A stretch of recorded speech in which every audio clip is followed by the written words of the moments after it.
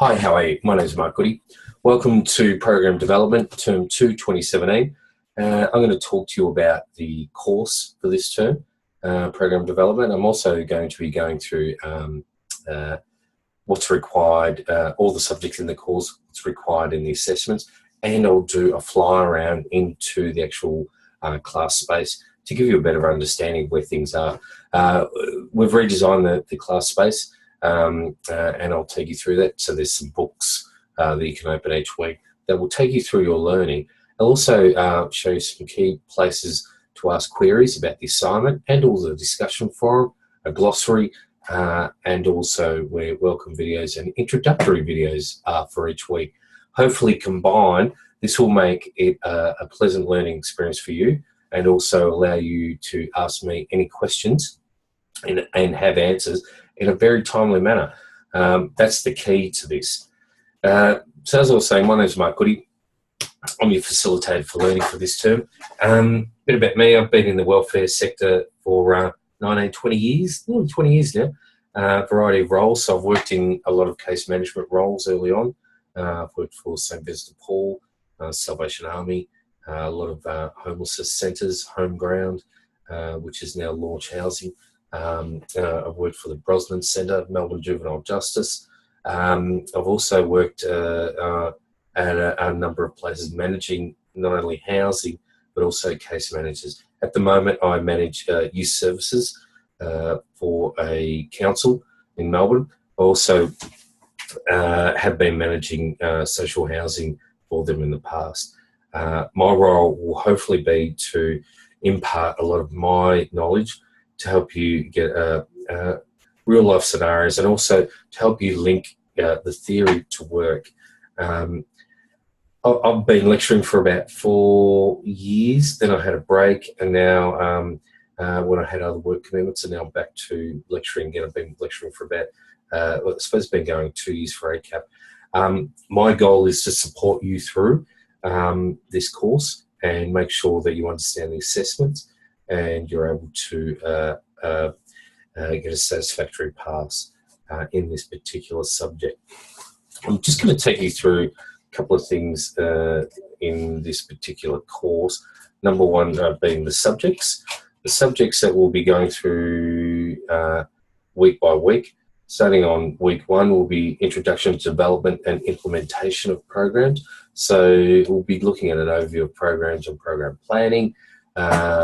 Week 2, we'll be looking at needs analysis and community participation. And so looking at the development and understanding of the community and community development. Week 3, we're looking at program planning. What are the aims, objectives, outputs and outcomes? And also looking at what KPIs are, so key performance indicators. And so this will start to help you to understand how programs are put together and why we put them together. What are the measures we put into programs so we can get some outcomes. Week 4, of course, we'll be looking at budgeting, how to budget. We'll be looking in week 5 at monitoring and evaluation, so how we monitor the performance of a program and also how we evaluate if it was a success. Week 6, we'll be looking at implementation and promotion, and so how to effectively promote a program. Week 7, we'll be looking at resources and what a final report will look like. After that, we're going into a few other things, which is a bit of self-care and well-being. So monitor colleagues' well-being in week 8. And so we'll be talking about how people's physical, mental and emotional and social health factors have an impact on the work they do. We'll be looking at workplace practices, and so how we maintain a healthy workplace in week 9. We'll be going through into week 10, personal and professional reflections, and that's normally about how we use professional reflection to increase our work output, to understand what we're doing, how we're doing it, analysing it at a higher level, and to better our work, not only of ourselves but also others. Week 11, we're looking at debriefing, what professional debriefing is, and how we can use that to great effect. And also, it's part of creating our clinical armour, how we protect ourselves, understanding self and debriefing when we've been involved in incidents, etc., helps us maintain our clinical armour, and also helps us or prevents us from having burnout. And part of that debriefing is understand triggers within yourself that cause stress. So we'll talk about some of those things. Week 12, we'll be going on subject review and some individual learning. Excuse me. And so we'll look at and discuss outcomes from our placement projects. In the assessment side of things, will be the assessments we have in this. So assessment 1 during week 3 is a needs analysis. Assessment 2, part A, is planning an event or program during week 6. Assessment task 2, part B, is implement and evaluate a program or event, create a portfolio report during week 10. And assessment task 3, short answer questions and journal and reflections during week 12. Excuse me. Within that, most of that week 12, which is an ongoing assessment, part of your assessment, you must keep a journal which focuses on the development and implementation of a program outlined in your first assessment. This is not a private journal or diary. It's merely designed to help you promote your skill and development and reflective practice. As such, you'll need to address how you've debriefed and provided support for yourself and colleagues, other workers. There is a specific format of your journal entries. This will be part 3, but I'll talk you through that, and that may change. So let's start off with assessment task 1. You're to write a short report of the needs of a group of clients you work with in your work placement. This consultation may be based in part upon previous consultation you've undertaken with this group of clients. It's 400 words during week 3. And of course, I'll be talking about all these assessments closer to the due date and really leading you into these assessments. And my role is to ensure you understand what the assessments are and to reduce any anxieties you might have by not understanding some of it. Task 2, part A. So this is you to plan and develop an event or program in response to the need identified in assessment 1, and develop a plan to put this on that indicates an actual simulated event in which you'll be implementing in 2B. That's around 1,000 words, that one. Part 2B is implement and evaluate a program or event, create a portfolio and report. Based on the planning you undertook in assessment 2, implement your program or event in a work placement or simulated environment, create a portfolio, evidence detailing this event, and then write an evaluation report, 800 to 1,000 words approximately. Task 3, you're required to use the experience, excuse me, the experience and supervision you've received on your placement in conjunction with a journal that details your experience, development and implementation of your program. Assessment 2, using assessment 2A and B. Use your notes and reflections on your experience and answer the following questions. So task 3 is these questions. It's around 500 to 800 words. There are 3 questions.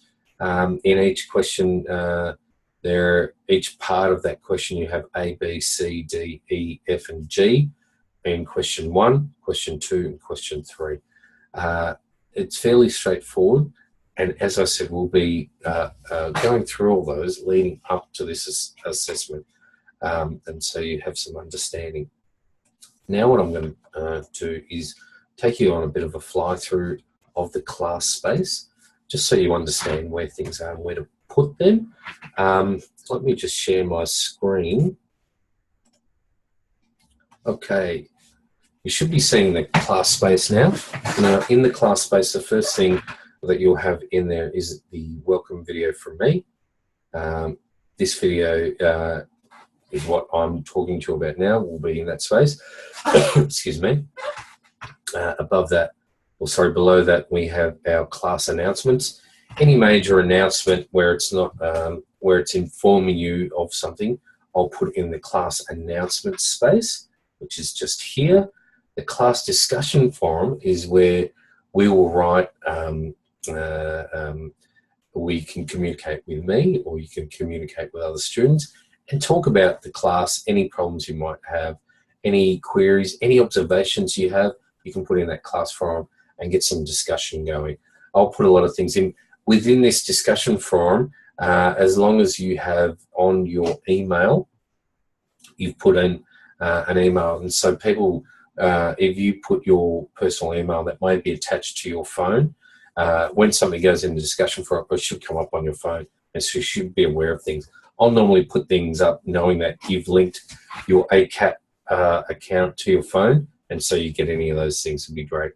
The assessment forum, this particular one, any questions you have on the assessment, if you can place that in the assessment forum, I will then be able to pick that up. There will also be an assessor who will be marking the assessments. I have yet to meet that person. When I do, I will introduce them to you. That person will also be looking at the assessment forum. So either myself or the marking assessor, who is yet to be nominated, will be looking at any queries you have and answering them. And we'll try and do that within the 24-hour period if we possibly can. And that will be our goal, hopefully quicker than that. In the assessment submission forms, when you open this one up, what you have are templates for each assessment. These templates have been put together to help you. I'll open one up to show you as an example how these templates have been put together as so. And now I'm just about to put this in your view. These templates have been put together so you can assist, you can help, or sorry, these can help you format your assessments clearly and easily. So I've included the front cover page as well as the assessments and what to do in the assessments, where to put things. If you follow these templates on the assessments and then hand the completed template in, it will make it far easier for you to understand the actual assessment. And also when marking them, I'll understand what you've written and I'll be able to do that. And the assessor will be able to do that very easily and clearly. Other points of note, as you go down, you'll see here there'll be a book on each week. Once you open this book, this will have the main activities that you will follow. So this particular book will be on each week. Once you open them up, it looks like this. You'll see an introduction video from myself, and I'll be talking about what's occurring. You'll have the learning objectives of you'll have an overview to start with. You'll have the learning objectives, then you'll have the topic requirements of each week. So in this particular week, it's watch these videos and then complete the course readings, and it tells you which assessment task it links to and when that's due, just to help you. And this is the main part of your learning for the week. And so page 2, we're looking at why plan. Page 3, we're looking at considerations and attributes. Page 3, theoretical frameworks. Page 5, community development. And page 6, the activity for the week. And so when looking at the first book, that is the first week completed. That's the learning that you have to do. And so that's part of your weekly learning. You'll find a book like that for each week. As you go down, there's topic 1, topic 2, topic 3, and so on. Click on those books. They're the main books that you need to click on. The Zoom sessions that we'll be doing for this particular class, I'll be aiming for a Tuesday at 8:30 p.m. Eastern Standard Time. I'll be asking the students which is the best time for you, but for this class I have allocated 8:30 p.m. Eastern Standard Time, a Zoom discussion. If you're able to attend that, please do. To attend a Zoom discussion here, click here to join all the Zoom classes. If you click on this Zoom symbol, that will take you directly into the Zoom class and my class, and I'll meet you at 8:30. The other things of note, the glossary. Please, as you come across any terms that are new to you, please add them as add a new entry and put that term in, and endeavour to find out what the word or term is and put the meaning there so all the class can see that. Over this term, we'll build up a nice glossary of words that we've learned, and it's the language of the sector that I'm really looking at, and how you understand that. Please look for any words that you do not know, place them in the glossary. The student reflective journal is underneath. This is for you to add your thoughts into each week and what you've learned, what's been of interest to you, to share with the class, and also so I can read what you're learning. That is the main introduction to this subject, program development. I'll be talking to you weekly. I hope to talk to you soon. Please join me this Tuesday for a Zoom link where I'll discuss this further, hopefully live with you all, and we will, any questions you might have, I'll answer those. But thank you for the moment for joining me. I hope to see you in the very near future, hopefully this Tuesday. But we'll also talk about if this is an effective time for you to come to us, and I'm hoping it is for most people. Talk to you soon. Cheers, bye.